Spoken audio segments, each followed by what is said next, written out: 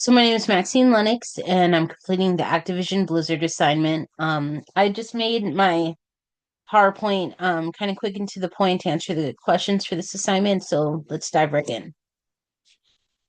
So the very first question was, oh, one second. Um, where did Activision potentially lose their moral standing? And now that it's acquired by Microsoft, how's it improved, and how it has? So to me, it seems that Activision really lost their moral standing way back in 2013, because according to the SEC soon, there was reports about harassment starting all the way back then, which is now over 10 years ago. And the ethical issues, in my opinion, are probably there before the first accusations were even reported, because ethical and moral shortcomings tend to escalate over time. But ultimately, I believe it started with the company's culture and leadership. And that's will be further reinforced by some quotes we have later on. But it also seems that the tech industry in particular is workplaces that are not very appropriate towards women who are working. And then they also can go as far as discrimination for, according to the SEC suit, because of the wage disparity and the lack of reporting done by these types of companies. So I believe the industry as a whole um, doesn't really have the best ethics, and Activision is just a blatant example of that. And in the public's view, I believe the moral standing is gonna get better after they've been acquired from Microsoft. Microsoft just made a VP of culture, according to HRDrive.com, and it's a lady who's been appointed to really spearhead the culture change for harassment and reporting purposes. And I think this is a good step in the right direction. The main thing is that the public's view of this is going to be good, but I don't know how much it will actually make a difference. It We'll just have to wait and see if any more accusations end up happening to know what's actually happening with the company.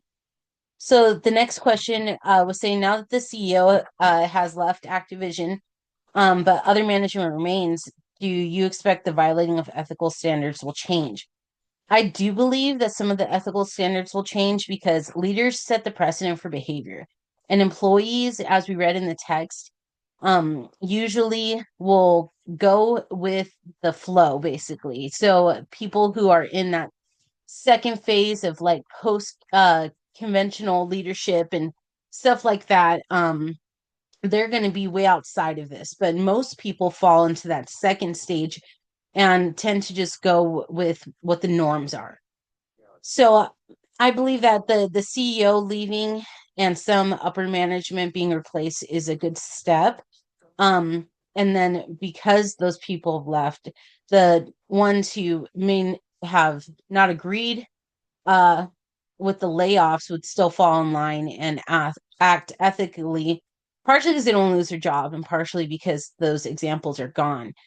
Microsoft and the tech industry as a whole, like I said, don't have a great track record of ethical behavior. According to a Microsoft blog on their official website that was published in 2022, they're really finding it challenging to make it a comfortable and safe working environment for women specifically. And so they actually had a third party come in and do an audit of their work environment, their reporting standards, and their HR department, and put out a blog in 2022, which is even after they had acquired Activision, saying that they still are falling short in a number of areas regarding harassment and also reporting standards. And so it's something that definitely needs to be changed, be monitored, and also people need to be able to feel like they can stop this from happening by speaking out against it.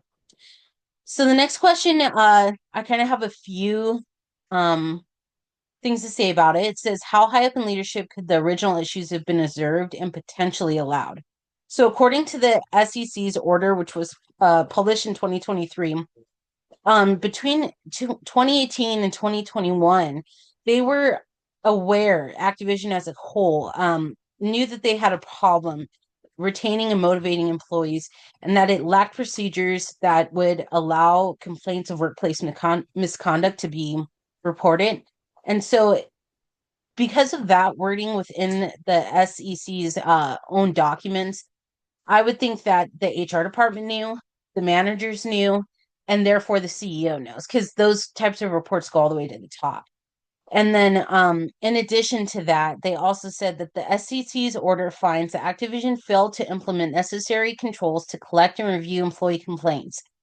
And they went on to say, taking action to impede former employees from communicating directly with the commission staff about possible securities law violations, not only bad corporate governance, it's also illegal.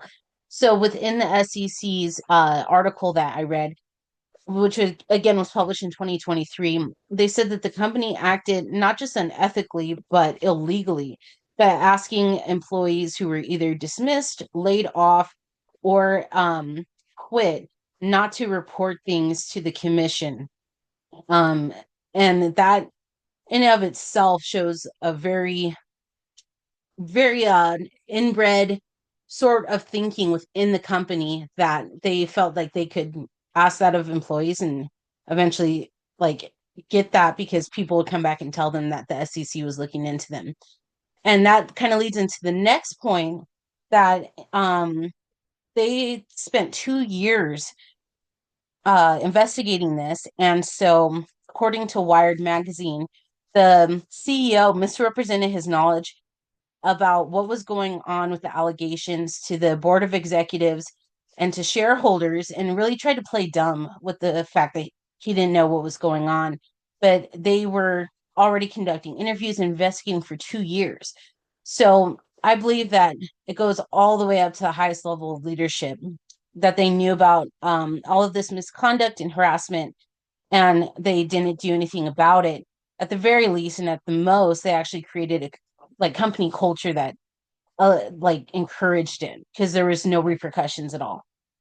And so there's also within the article by Wired magazine, there was reports of the CEO himself personally having some issues with harassment and lawsuits that were filed that were settled outside of court. And so it seems that he wasn't leading from a place of ethical behavior within even his personal life. And so I highly doubt that he wasn't aware of what was going on within the company. So it says, include what different positions within the organization needed to have courage to follow moral and ethical guidelines. So I believe that first and foremost, coworkers should have each other's back because they were seeing it happen. They were the frontline people. But if nobody was listening to get reported, then they should have all really stood together and like walked out or blasted it on the internet, something like that to help each other out because this was like a day in and day out practice, it seems, at this company for years. The human resources whole department, supervisors, managers, exit interviewers, they should have had more courage because they were the ones that were actively asking people not to report anything to the SEC. And that's backed up in the SEC's article that they wrote as well. The managers and upper management would be the next step of that because managers would have come in contact with the issues every day, and upper management would have at least known of the reports of misconduct that were never fully investigated and were not reported to the government. And lastly, I believe the CEO needed to have courage because even if he's making bad choices on his free time, that doesn't mean that he should be running a company the same way that he's living his life. And he needs to be protecting the employees that work for him, which he obviously did not do. So the last question says, discuss how the culture has been changed now that they've been acquired by Microsoft. So the culture has changed because many employees and upper management have been laid off. In addition to that, according to Wired magazine, employees have felt empowered to stage 2 walkouts, and they actually were the ones to put the pressure on the board to get the CEO out because he wasn't leaving. They were having his back there for a while. But Microsoft is pretty transparent with the third-party reviews, and I was able to find on their official blog site the 50-page review that a third-party company did about how it's actually like to work there and what their shortcomings are. And they seem to at least be transparent, whereas Activision was hiding it. So I believe that the culture is at least shifting to where people are going to be making a little bit more of the right decisions just because it's so out in the open and not being swept under the rug by the parent company as much. But it seems that Microsoft has a long way to go in of itself to become a more inclusive and safe workplace.